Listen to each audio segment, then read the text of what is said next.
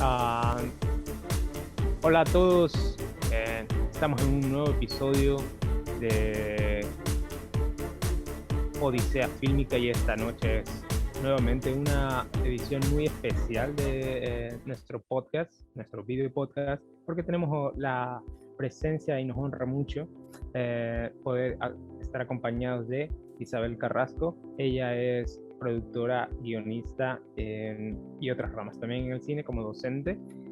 Y ella ha producido el documental, por ejemplo, La bisabuela tiene Alzheimer, Sin otoño, sin primavera, largometraje de ficción. Y está en estos momentos aún en salas y en plataformas de streaming Gafas Amarillas, que es una nueva película de ficción. Y además, el documental que se encuentra en la competencia más importante de festivales a nivel mundial, que esto es el Festival ITFA de Ámsterdam, Holanda, con La playa de los Enchiquirados. Gafas Amarillas pasó por el Festival de Vancouver, que fue su estreno oficial, y además están celebrando porque acaban de ganar un premio a la mejor fotografía en el Festival de Orlando. Así que felicitaciones por eso y para todo el equipo de la película, y muchas gracias, Isabel, por estar acá. Chévere, muchas gracias, Rafa, más bien a ustedes por la invitación. Bueno, pero también queríamos de pronto iniciar una pregunta sobre la distribución de este nuevo largometraje de ficción. Para los que se están conectando ahora, Isabel Carrasco da entre varias cátedras, da la cátedra de distribución en la Universidad de las Artes, y nos interesa mucho también conocer cómo fue este proceso de distribuir esta peli que estaba atrasada por pandemia, pero que tiene esta particularidad de haberse estrenado casi 2 meses antes en plataformas de streaming como Choloflix. Como también indagar de por qué se tomó esta decisión de estrenarlo primero en plataformas antes de ir a salas, y cómo fue todo ese proceso también de esperar con la película durante todo ese tiempo en que los cines estuvieron cerrados y la gente todavía no iba tanto. Chévere. Bueno, la pregunta es como súper compleja de responder. Sí, nos cayó la pandemia justo cuando íbamos a estrenar la peli en junio del 2020. ¿Ya? Entonces, esta negociación habíamos hecho con los cines desde enero más o menos, y cayó la pandemia, y no solamente, digamos que de alguna manera frustró ese estreno en salas de cine, sino también la ruta de festivales se hizo súper complicada, porque acuérdense que suspendieron ediciones, algunos festivales cerraron para siempre, otros festivales suspendieron y tal. Entonces, sí fue bastante complejo, la verdad. Y también estar en la pandemia y en incertidumbre de no saber qué mismo está pasando. Entonces, la verdad es que la distribución en cine en general es como que se volvió bien complicada. Creo que de todo el tema de la producción también, sí, obvio, pero yo creo que la distribución y la exhibición son como las áreas que recién estamos medio saliendo. O sea, ojalá. Entonces, eso por un lado. Entonces, la peli más o menos se estrenó en donde pudo estrenarse, en festivales de cine. Estamos súper contentos de haber estrenado en Vancouver. Y luego también habíamos ganado un fondo de distribución y promoción en el ex ICA, que ahora se llama IPSI, y que por pandemia nos extendieron el tema del contrato. Pero luego nos dijeron, bueno, pues ya se tiene que ejecutar, digamos, el proyecto. Entonces, por eso es que tomamos la decisión de estrenar la película primero en plataformas de streaming, en Choloflix y en CineC, para luego ir a salas de cine, ¿ya? Porque de todas maneras sabemos que la gente no está consumiendo mucho cine ecuatoriano, ¿no? Está consumiendo un montón de cine en plataformas, pero el cine ecuatoriano no particularmente. Entonces fue como una decisión un poco bajo este contexto de tener que cumplir con el tema del contrato con el IPSI. ¿Qué tal una preguntita, pero entonces Dale. la peli no se hubiera estrenado, ¿ustedes hubieran considerado no estrenarla en salas si es que no hubiera sido un requerimiento? O sea, en salas de cine, lo que pasa es que además a esto hay que sumarle que sí, o sea, nosotros, es lo que te digo, nosotros para junio del 2020 teníamos planificado el estreno en salas de cine, ¿sí? Claro. Más bien siempre quisimos estrenar en sala de cine, pero la gente no está yendo mucho a la sala de cine también, ¿no? Entonces eso fue como que sí, o sea, como que fue una decisión de nuevo bajo este contexto del tema de cumplimiento de contrato. Pero nosotros siempre, o sea, pensamos que la sala de cine es realmente nuestro espacio. Lo que pasa es que es como mucho más complejo ahorita en pandemia, ¿no? O post pandemia. Continúa, Joyner, por favor. Hola, ¿qué tal? Saludos a todas las personas conectadas, espero estarme escuchando bien.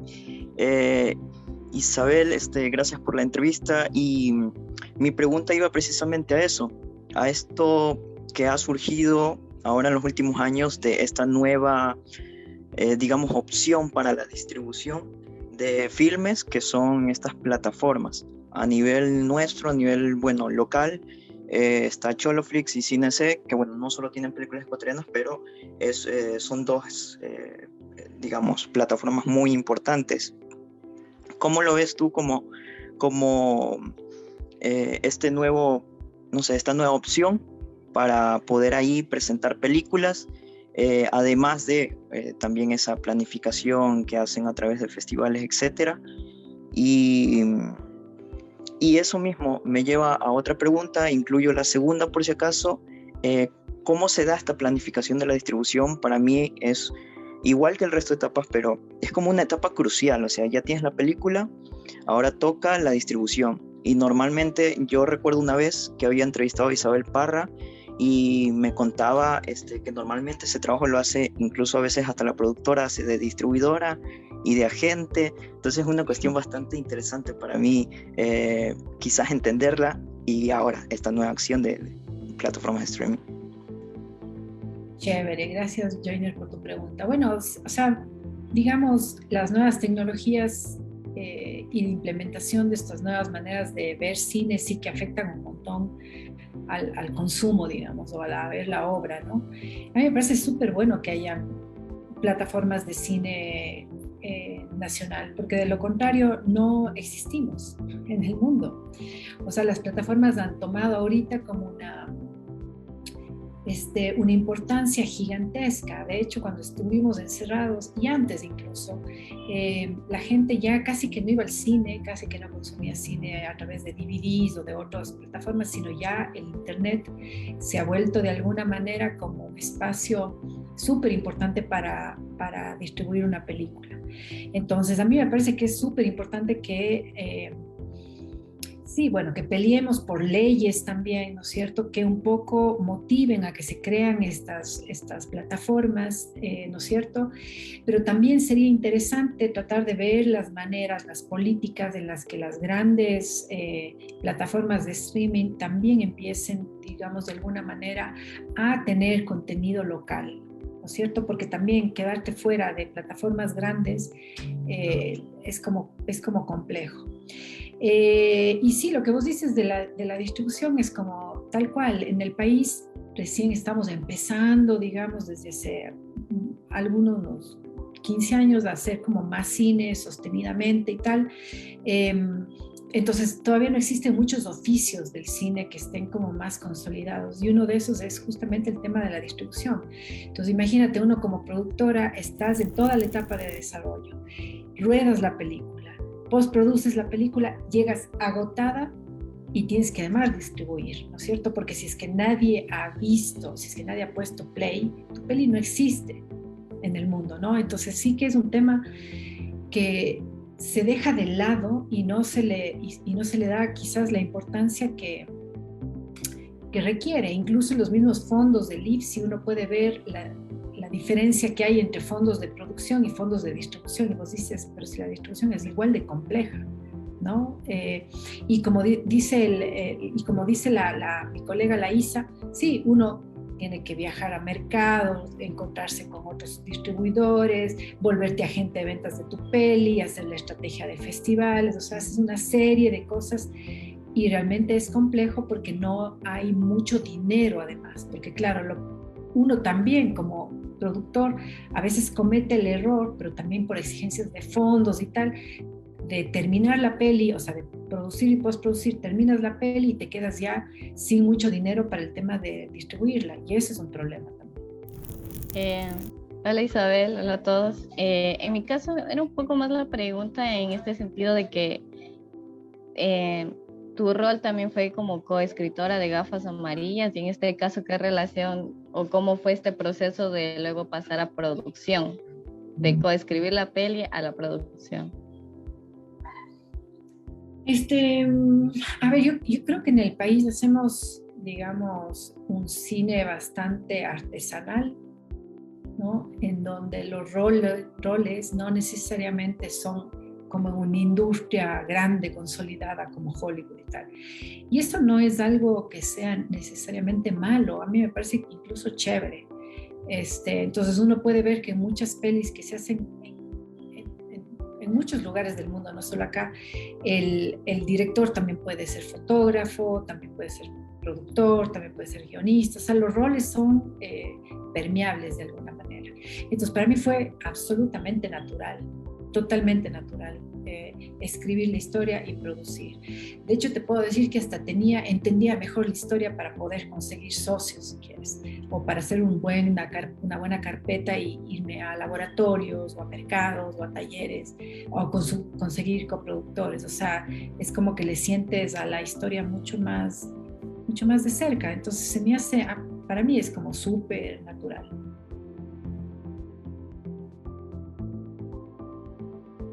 Pasando un poquito a lo que es ese nuevo documental que es La playa de los Enchakirados, que también pasó por el Marche du Film, el mercado en el Festival de Cannes. De pronto, no sé si podíamos intentar como hablar un poquito sobre cómo se diferencian y al mismo tiempo son medio parecidos, pero tienen sus particularidades, la distribución de una película de ficción de un documental. Y también cómo fueron y cómo siguen siendo estos dos procesos, tanto con Gafas Amarillas como La playa de los Enchakirados. A ver, yo creo que evidentemente en el mundo hay una diferencia en la distribución pero no solamente de un documental y una ficción, porque hay ficciones que tampoco llegan al cine, ¿me entiendes? Es como el cine o la sala de cine, sobre todo aquí en el Ecuador, está, digamos, sobre todo es un espacio de exhibición de películas industriales de Hollywood, básicamente, ¿no es cierto? Entonces, es como, es otro tipo de distribución. Entonces, en el mundo sí que hay muchos más espacios en otros países que tienen salas de cine alternativas en donde puedes exhibir ahí tus películas. Entonces, no creo que sea solo cuestiones de género, ¿me entiendes? O sea, una película mexicana hecha en México también tiene dificultades de llegar a la sala de cine, ¿no? Por más de que sea ficción y que incluso, o sea, si quieres comedia, qué sé yo, también puede tener dificultades. Entonces, yo creo que es también porque existen unas corporaciones súper grandes que mueven el tema del negocio, y entonces la competencia, si no tienes políticas públicas que apoyen la producción y distribución local, es súper difícil, ¿no?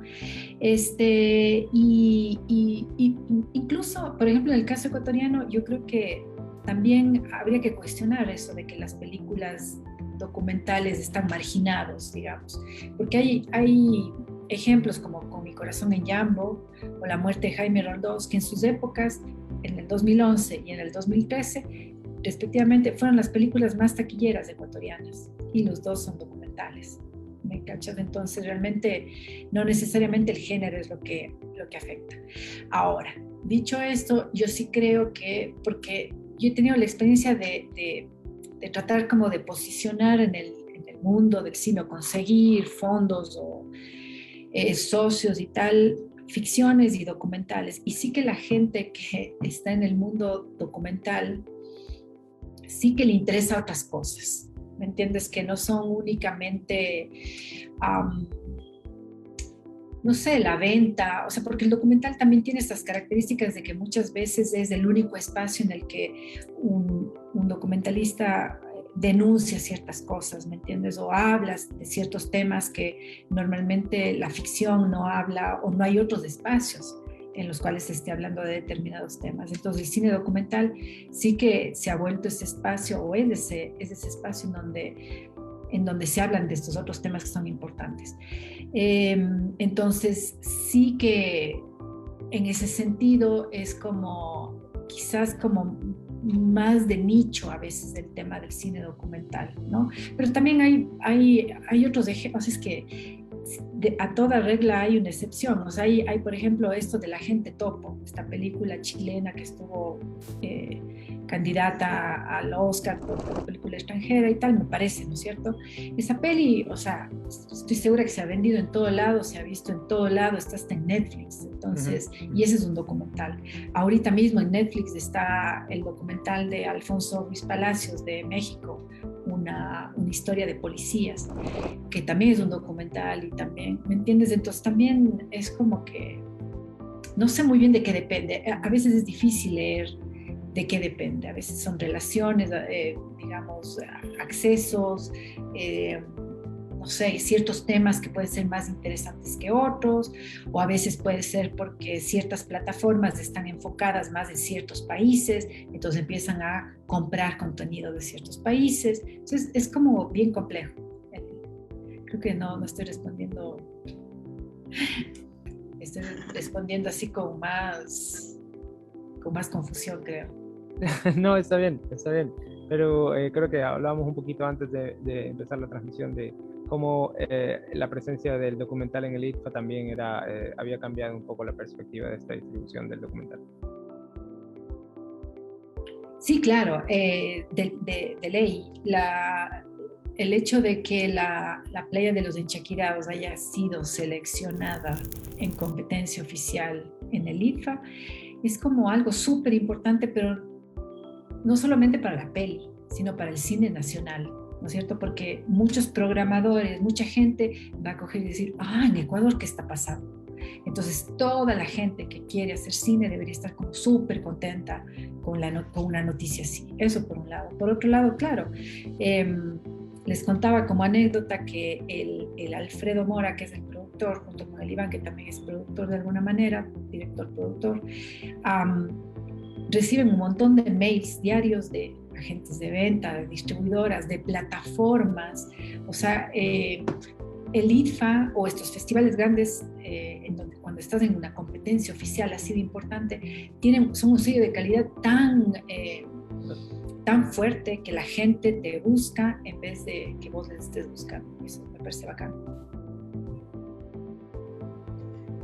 Isabel, ahora que justamente Michelle ahorita estaba hablando de esta cuestión de ser co-guionista, me saltó esta inquietud, porque bueno, siempre ha habido como que este combo Isabel Carrasco, Iván Mora Manzano, también Alfredo, pero conjuntamente con La República Invisible, pues en diferentes producciones de Iván y sus ficciones y sus docus. Pero sí me saltaba como esta pregunta, siendo productora y guionista de Gafas Amarillas, cuando yo vi la peli, pues realmente sí te da esa sensación de pesar. Imagínate, yo tengo 30 y pico de años, entonces al verla yo sentí lo mismo, o sea, estoy recién graduado, ¿qué está pasando con mi vida? ¿A dónde puedo ir?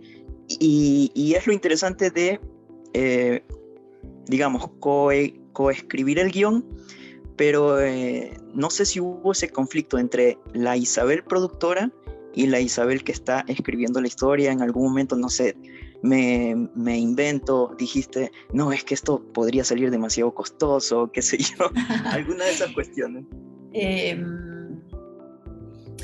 A ver, ya saben ustedes que hacer una peli no es que te toma 2 meses, o sea, esta peli la hemos hecho en 5 años, ¿no? Entonces, digamos, cualquier duda o miedo en ese sentido fue solventándose durante el proceso, ¿no? Porque realmente cuando construyes una historia durante tanto tiempo, llega realmente a entender qué es exactamente lo que quieres contar. Y bueno, no necesariamente, además que a mí el tema de los valores de producción sí que son importantes, ¿no es cierto? Pero a mí me interesan otras cosas también, ¿no? Entonces, no necesariamente sabíamos desde el principio que iba a ser una historia súper íntima, súper subjetiva, absolutamente todo ocurría desde el punto de vista de ella. Era su mirada con respecto a su mundo, a estar como en esta especie de pausa en su vida. Entonces, en lo que sí nos concentrábamos, que nos preocupaba muchísimo más en temas económicos realmente, que siempre son una preocupación, pero bueno, siempre son una preocupación, era la actriz, era encontrar la persona correcta, porque toda la peli iba a estar cargada sobre los hombros de esa actriz. Y yo creo que, o sea, esto puede sonar un poco, no sé, vanidoso, y no es mi intención, pero sí lo logramos. O sea, yo creo que Paloma está súper bien, cuenta súper bien la historia. El personaje de Julia, realmente ella lo interpreta de una manera como, tuvo una conexión como súper orgánica con el personaje. Entonces, eso era lo que más nos preocupaba, realmente, la actriz. Y en ese sentido, más o menos, todo el tiempo de producción de la película, ¿cuánto tiempo, o sea, tomó para realizarla, llegar a rodaje, la pre? O sea, vos dices ya desde la pre o desde el desarrollo del guión. Desde el desarrollo, o sea, desde el desarrollo para ya llegar a rodaje. Eso te digo, como unos 6 años, 5 o 6 años. Es un montón. O sea, creo que Michelle se refería desde empezar a trabajar en el guión hasta poder, no sé si tener los fondos para llegar a producción.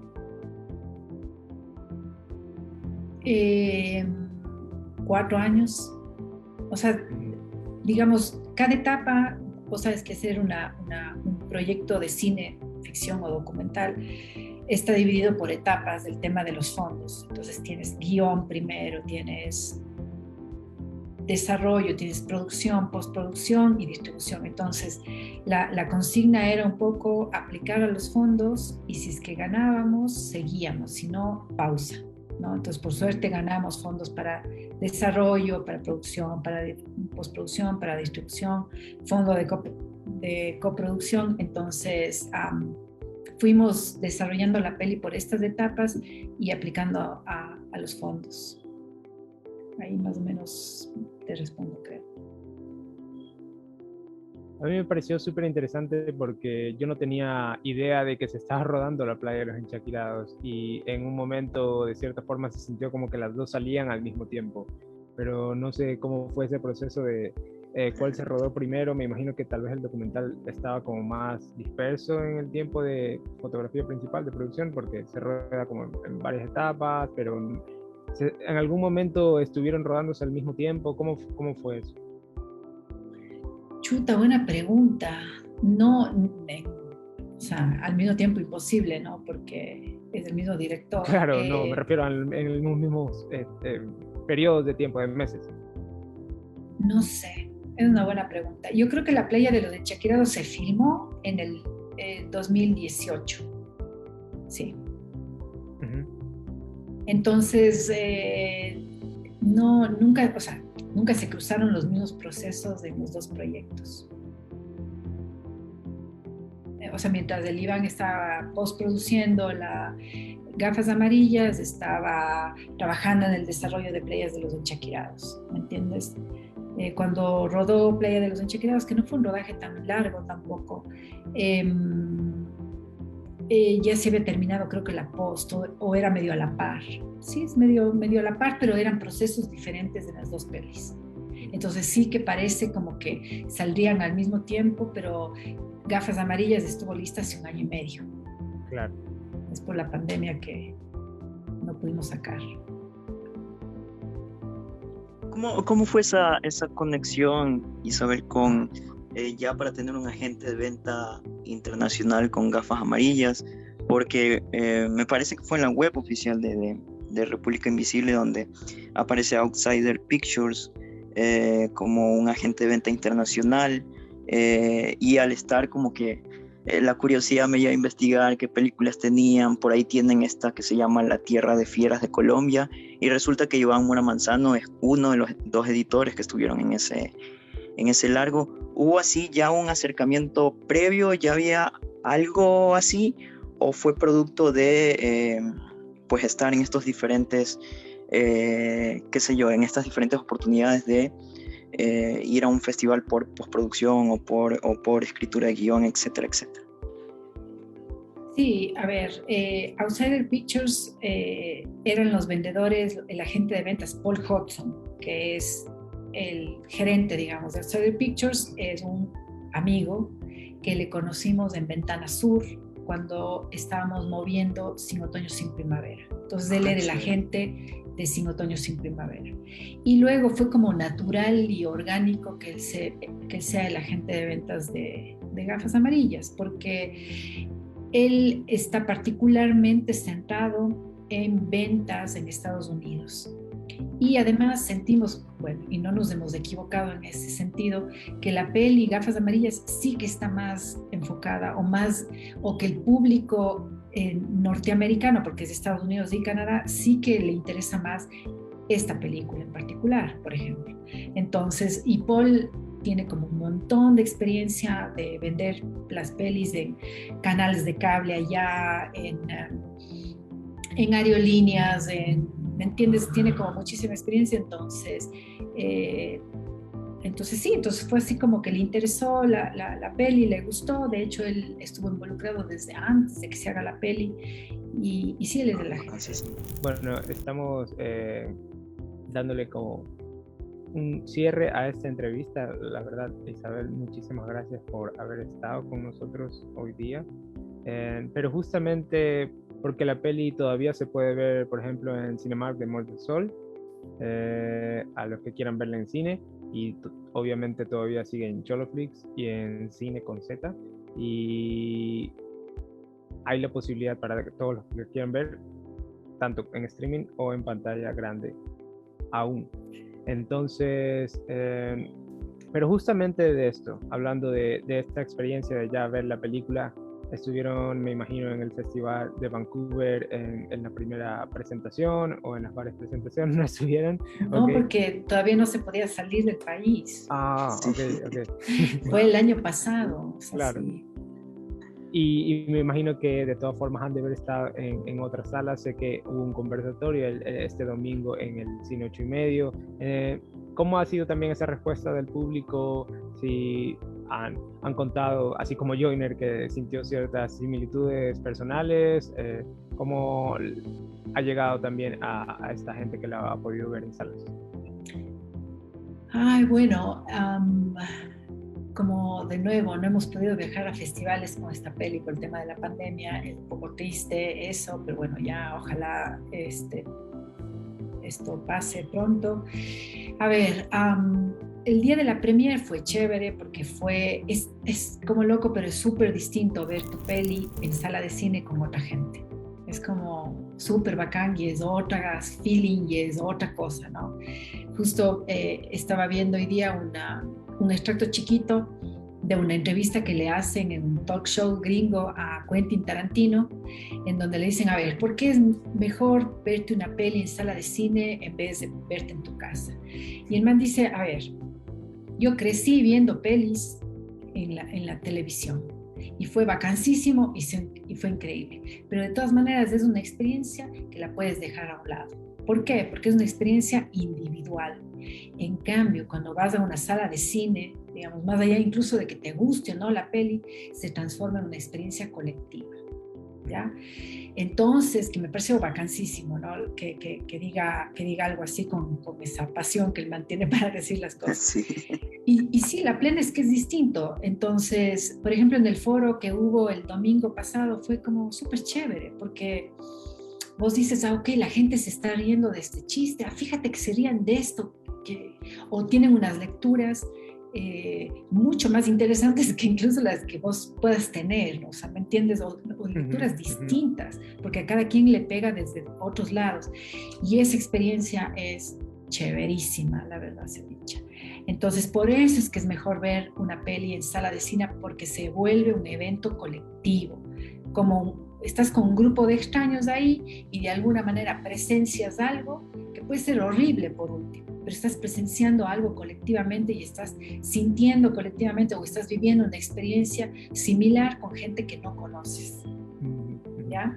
Entonces, siempre hay que luchar por estar en la sala de cine, la verdad. No hay mejor manera de ver una peli que en la sala de cine. Entonces, sí, la peli ya mismo sale de cartelera porque lamentablemente así son las cosas, pero seguro va a estar en cineforos, en cineclubes, en universidades, en salas del cine alternativas, porque sí creo que es una peli que vale la pena, o sea, toda peli, pero bueno, esta, no sé, pues se trabajó el color en Brasil, el sonido, o sea, yo creo que hay cosas como que son distintas de verte en streaming que de verte en la sala de cine. Sí, va a estar en Curtuñahui y en X también. Sí. Para quienes puedan ir en presencial. Exactamente. Es verdad. Ya saben, entonces, aún continúa en salas, la pueden ver en plataformas y va a estar en esos dos festivales, en Curtuñahui, que es a finales de este mismo mes. No, mañana se pasa en Curtuñahui. Mañana se pasa en Curtuñahui, ok. Que están como en esta ruta, así que terminan en Riobamba a finales de mes, pero sí entiendo. Exactamente. Así que muchísimas gracias, Isabel, por habernos acompañado en esta charla sobre las pelis que está promocionando la República Invisible, pero también sobre tu faceta como distribuidora, co-guionista y productora de las mismas. Así que un saludo a todos. Isabel, si quieres despedirte de todas las personas que nos ven. Chévere, muchas gracias, chicos, por el espacio. Ahí continúen con este espacio y ya nos veremos, ojalá en vivo pronto. ¿Ya? Mucha suerte. Sí. Ya saben que nos encanta hablar sobre cine. Muchas gracias a todos. Nos vemos. Chau. Sí, sobre todo recuerden ir a verla con esa experiencia inmersiva al cine, en la peli. Chao, chao.